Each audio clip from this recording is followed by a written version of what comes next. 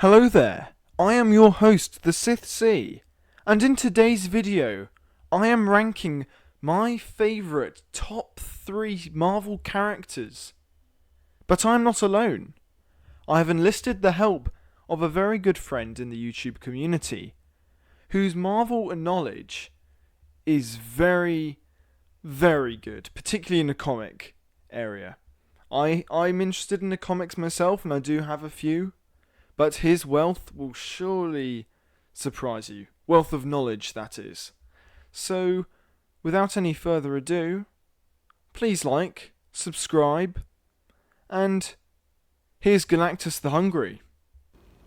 Hi there, my channel name is GalactusTheHungry, and I'm lucky enough to be doing a video with the Sith C. Big fan of his videos, love all the stuff he puts on his channel, all that Star Wars Battlefront. So I'm going to be reviewing my 3 favourite Marvel characters. I think these are probably based on both comics and movies, just on how I like the character. So my number 3 would definitely be Adam Warlock. Now, Adam Warlock, we don't really see him almost at all in the MCU. He's referenced at the end of Guardians of the Galaxy 2. By the Queen of the Sovereign, Princess Aisha, I think their name was, and so that's all we see of him in the MCU. But in the comics, Adam Warlock's awesome. So he was created by a group called the Enclave, I think it was, just like some scientists trying to make a higher form of life, and they succeeded, but he was way too powerful for them. Kind of classic story. So he goes off into the universe searching for answers, and among that, he actually allies with Thanos. He goes on a team with Thanos, which I think they are the coolest team ever. Adam Warlock and Thanos. Adam Warlock looks like a big golden person, a little bit like the Sovereign that we see in Guardians of the Galaxy Volume 2. So the things that I like about Adam Warlock, how he is one of the only people in Marvel to be able to kill Thanos. Now, I mean, it's not a thing many Marvel characters can say really. And also, as well as killing Thanos, he has a unique link with the Soul Stone. In the Marvel comics, he's kind of like the ruler of the Soul World, which is the world inside the Soul Stone. We see Thanos go into it once he's done the snap, where he finds like the young Gamora. And also, Adam Warlock can never die. He's immortal, which is pretty cool. So, coming on to number 2, my second favourite would be Scarlet Witch. Now, I love Scarlet Witch in both the movies and the comics. I think Elizabeth Olsen does a great job of acting with them. I think they are awesome. I love their creation story in the comics about how they used the Mind Stone on her and her brother, Pietro, Maximoff. That's their real names in the comics, actually. Quite interesting. And they got their powers in there because they hated Tony Stark, as pretty much every villain in the MCU seems to hate. So, what I like about them is, I think Scarlet Witch versus Thanos in Avengers Endgame. Sorry for spoiler, but that was awesome. That was an awesome fight. I loved Scarlet Witch versus Thanos, where she was like, you took everything from me, and and Thanos was like, oh, I don't even know who you are. Oh, I love that bit.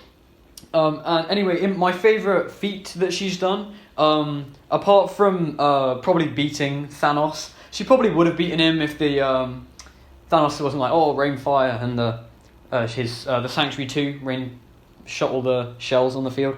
But I think my favourite feat that they have done is wiping out 90% of the world's mutants. Now, they do this in the comics. It's an amazing comic book series called, I think, M-Day, I think it is, when basically Scarlet Witch learns that so she thinks that she had 2 sons, and then she changes reality so that she gets those 2 sons. I think Thomas and something were their names. But then by doing that, she just on a whim just like wipes out 90% of the world's mutants. Becomes like wildly powerful. She has got so much cool reality warping powers in the comics. Also, I think she's great because in Captain America: Civil War, I loved how she could beat Vision, which is pretty interesting. Like how her powers could destroy an Infinity Stone is awesome. She basically she was carrying Captain America's team in the fights in Civil War, to be honest. So that comes to my number 1. And I'm just going to do my two honourable mentions. Number one would be Iron Man. Everyone loves Iron Man. We all love him 3000. He's awesome.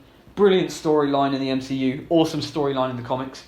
My second honourable mention would be Doctor Strange. I love Doctor Strange's story, especially in the MCU. But there is an awesome moment that I love with Doctor Strange in the comics, which is where it's in an amazing series, Jonathan Hickman's Avengers and New Avengers.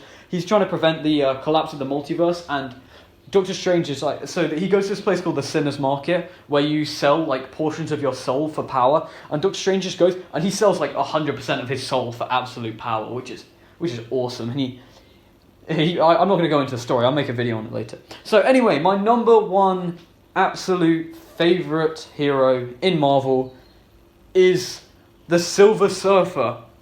I love the Silver Surfer. So most of you probably know of him, even if you didn't read the comics. He was in a bad Fantastic Four movie.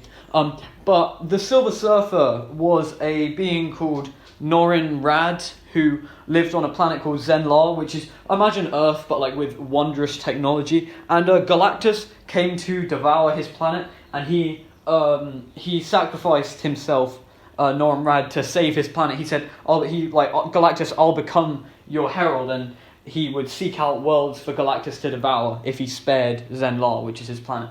Now, the Silver Surfer I love in the comics. He's like a really, really righteous being, almost like Captain America a little bit. And what some awesome feats that I think he's done. I mean, when Thanos had the Infinity Gauntlet in the comics, he immediately went for the Silver Surfer, because the Silver Surfer was the only being that Thanos considered a threat, even with the Infinity Gauntlet. I think that's awesome. Silver Surfer can also travel so fast that he can travel through time, which is so cool. He has withstood power like blasts from all 6 Infinity Stones. Him and his surfboard. His surfboard looks awesome, I've got to say. Him and his surfboard, he has a mental link with his surfboard, so his surfboard can follow him wherever he goes. He can go through black holes unfazed. He can go through a star unfazed, which is I think he's an awesome character. I love the Silver Surfer. So that's my 3 favorite characters in Marvel. That's about it. Well, that's about it from me, guys. I hope you enjoyed that. Please like and subscribe. That's about it from me. Bye. Thank you, GalactusTheHungry. Thank you.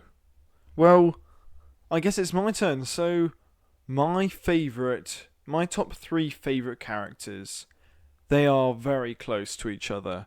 Predominantly, my experience with Marvel has been through the TV shows and the films, but I also am a huge fan of the comics as well, and they are quite expensive, so I do have to pick and choose which ones I want, but I do have them, and particularly the Daredevil ones, I think they're fantastic.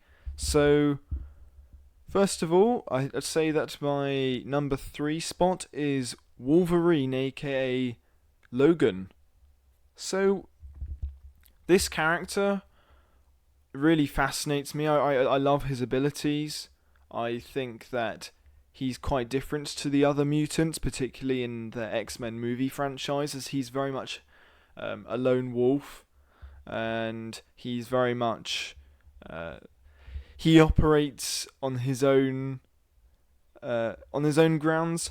As much as he can be a great team player, he also, if he feels that something's not happening the way he wants, he will disobey Charles Xavier, and I really like that. I think Logan as well is one of my all-time favourite movies, and they did such an amazing job with the growth of that character. Hugh Jackman had been playing the character for 17 years, and to see that journey was truly incredible. I think that Hugh Jackman is definitely on the same level as Robert Downey Jr. for playing Iron Man and Chris Evans for playing Captain America. And that brings me on to number 2 for me. Number 2 is Captain America, and I am British, so that may be surprising, but I think that the whole idea of a man out of time is very interesting to me.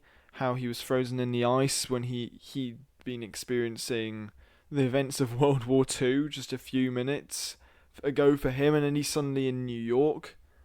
That that sort of stuff, the fish out of water element, and how he's trying to find his way back into society. I think Winter Soldier, again, one of my favourite films of all time. It does such a great job of exploring a good person with good morals, and when what they believe in. So for Captain America, the state, when the state proves to not align with what he believes it should, he's not afraid to have a differing opinion, and that's really it's a great moment for the character, because he then understands more that he needs to act on what he believes is right. And I love the line that Peggy says. I know Captain America, he says it to Spider-Man in the comics, but Peggy says it to Sharon Carter, and this is the quote. I'm going to read it right from the comics. It's really good.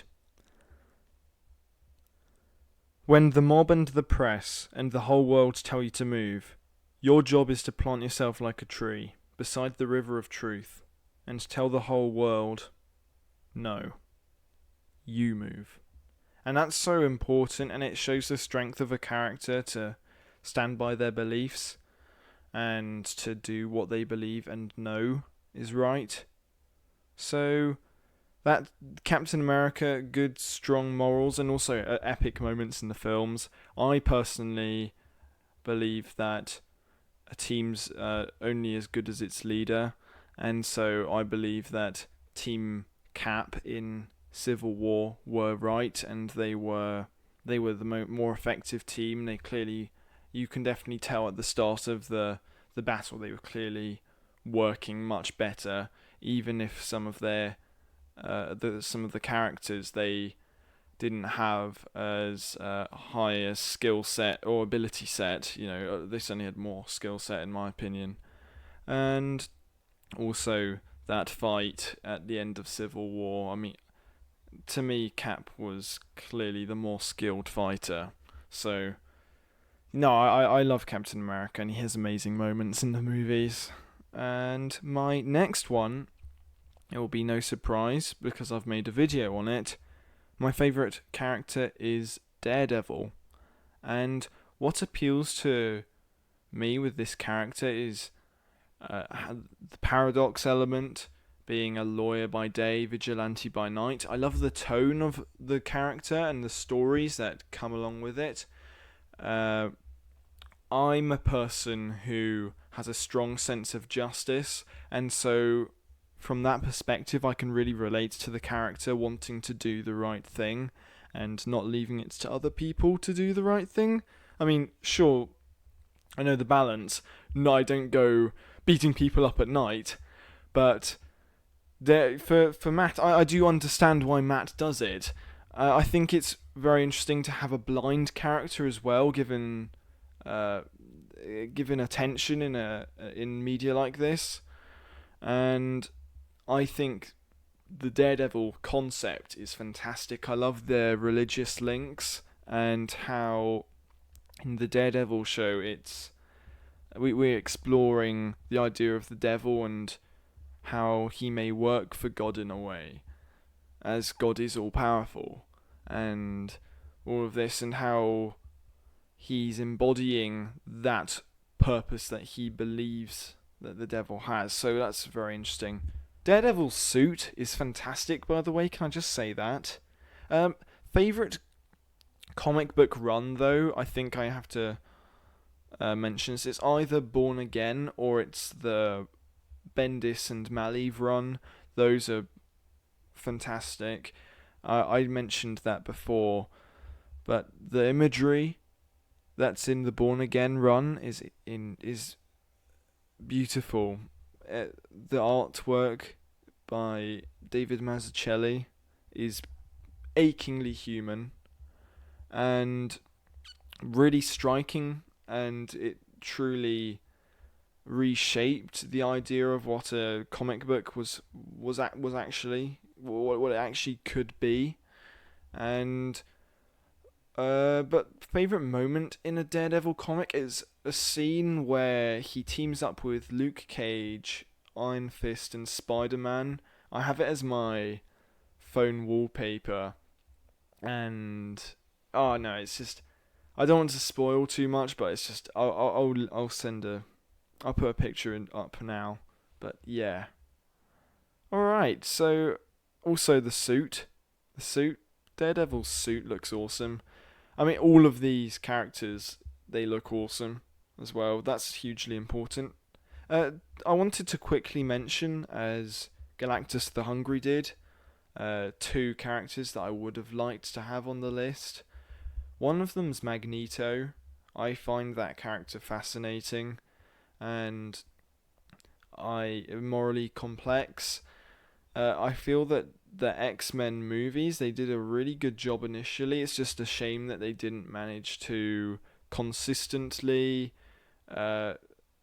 they didn't manage to move on from the trope of Charles and Eric constantly fighting and then being friends. That's a shame, but I don't mind it too much. And then probably I'd have to say, well, I really like Mystique actually from a Power set. I think that she's really good, and in Days of Future Past and X-Men First Class, they do a really lovely job with that character. So I'll say those for now. Shapeshifting's an incredible ability, and I love how they delve into the mental aspect of that in First Class. So that does it for me. Thank you very much to Galactus the Hungry.